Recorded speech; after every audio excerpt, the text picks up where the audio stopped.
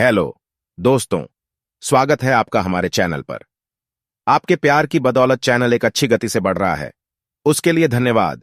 आपका दोस्त आवारा स्टोरी टेलर हर रोज आपको एक कहानी सुनाता है और आज फिर हाजिर है आपके लिए एक और रोचक कहानी लेकर। कहानी मुंशी प्रेमचंद द्वारा लिखी गई है और कहानी का शीर्षक है विमाता। तो कहानी कुछ इस प्रकार है। स्त्री की मृत्यु के 3 ही मास बाद पुनर्विवाह करना मृतात्मा के साथ ऐसा अन्याय और उसकी आत्मा पर ऐसा आघात है जो कदापि क्षम्य नहीं हो सकता।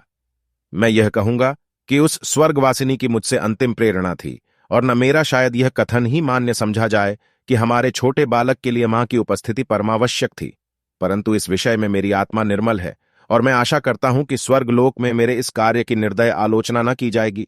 सारांश यह कि मैंने विवाह किया और यद्यपि एक नवविवाहिता वधू को मातृत्व उपदेश बेसुरा राग था, पर मैंने पहले ही दिन अंबा से कह दिया कि मैंने तुमसे केवल इस अभिप्राय से विवाह किया है कि तुम मेरे भोले बालक की मां बनो और उसके हृदय से उसकी मां की मृत्यु का शोक भुला दो। 2 मास व्यतीत हो गए। मैं संध्या समय मुन्नू को साथ लेकर वायु सेवन को जाया करता था। लौटते समय कतिपय मित्रों से भेंट भी कर लिया करता था। उन संगतों में मुन्नू श्यामा की भांति चहकता। वास्तव में इन संगतों से मेरा अभिप्राय मनोविनोद नहीं, केवल मुन्नू के असाधारण बुद्धि चमत्कार को प्रदर्शित करना था। मेरे मित्रगण जब मुन्नू को प्यार करते और उसकी विलक्षण बुद्धि की सराहना करते तो मेरा हृदय बांसों उछलने लगता था। एक दिन मैं मुन्नू के साथ बाबू ज्वाला सिंह के घर बैठा हुआ था। ये मेरे परम मित्र थे। मुझमें और उनमें कुछ भेदभाव न था। इसका अर्थ यह नहीं है कि हम अपनी क्षुद्रताएं, अपने पारिवारिक कलहादी और अपनी आर्थिक कठिनाइयां बयान किया करते थे। नहीं, हम इन मुलाकातों में भी अपनी प्रतिष्ठा की रक्षा करते थे और अपनी दुर्वस्था का जिक्र कभी हमारी जबान पर न आता था। अपनी कालिमाओं को सदैव छिपाते थे। एकता में भी भेद था और घनिष्ठता में भी अंतर। अचानक बाबू ज्वाला सिंह ने मुन्नू से पूछा, क्यों तुम्हारी अम्मा तुम्हें खूब प्यार करती है ना? मैंने मुस्कुराकर मुन्नू की ओर देखा। उसके उत्तर के विषय में मुझे कोई संदेह न था। मैं भली भांति जानता था कि अम्मा उसे बहुत प्यार करती है, परंतु मेरे आश्चर्य का ठिकाना न रहा जब मुन्नू ने इस प्रश्न का उत्तर मुख से न देकर नेत्रों से दिया। उसके नेत्रों से आंसू की बूंदें टपकने लगीं। मैं लज्जा से गड़ गया। इस अश्रुजल ने अंबा के उस सुंदर चित्र को नष्ट भ्रष्ट कर दिया जो गत 2 मास से मैंने हृदय में अंकित कर रखा था। ज्वाला सिंह ने कुछ संशय की दृष्टि से देखा और पुनः मुन्नू से पूछा, क्यों रोते हो बेटा? मुन्नू बोला, रोता नहीं हूं। आंखों में धुआं लग गया था। ज्वाला सिंह का विमाता की ममता पर संदेह करना स्वाभाविक बात थी, परंतु वास्तव में मुझे भी संदेह हो गया। अंबा सहृदयता और स्नेह की वह देवी नहीं है जिसकी सराहना करते मेरी जिह्ना न थकती थी। वहां से उठा तो मेरा हृदय भरा हुआ था और लज्जा से माथा न उठता था। मैं घर की ओर चला तो मन में विचार करने लगा कि किस प्रकार अपने क्रोध को प्रकट करूं। क्यों न मुंह ढांक कर सोया रहूं। अंबा जब पूछे तो कठोरता से कह दूं कि सिर में पीड़ा है, मुझे तंग मत करो। भोजन के लिए उठाए तो झिड़क कर उत्तर दूं, अंबा अवश्य समझ जाएगी कि कोई बात मेरी इच्छा के प्रतिकूल हुई है। मेरे पांव पकड़ने लगेगी। उस समय अपनी व्यंग्यपूर्ण बातों से उसका हृदय बेध डालूंगा। ऐसा रुलाऊंगा कि वह भी याद करे।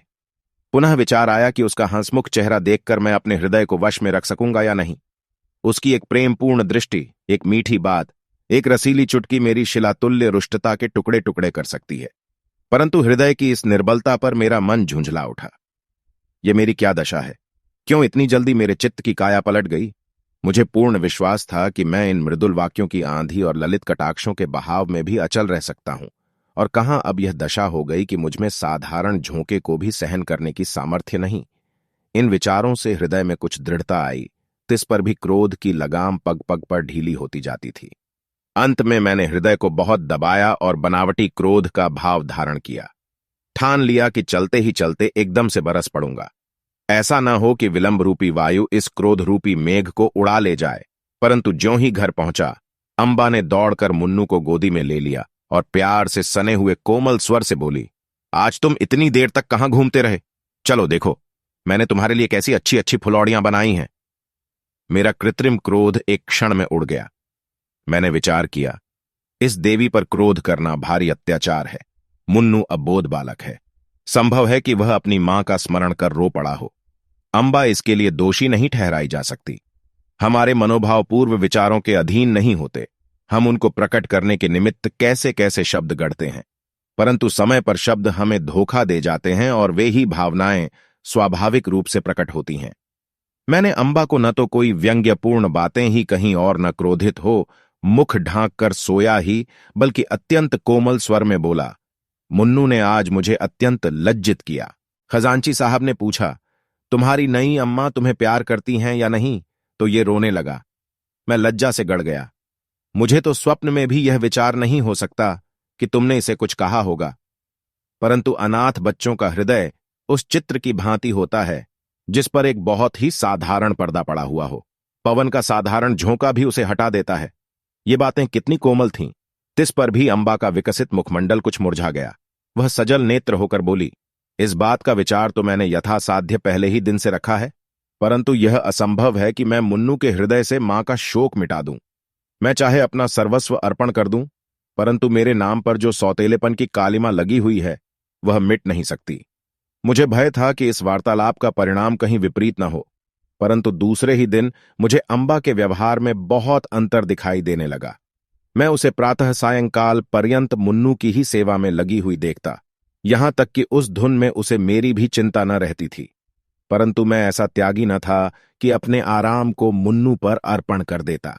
कभी कभी मुझे अम्बा की यह अश्रद्धा न भाती, परंतु मैं कभी भूल कर भी इसकी चर्चा न करता।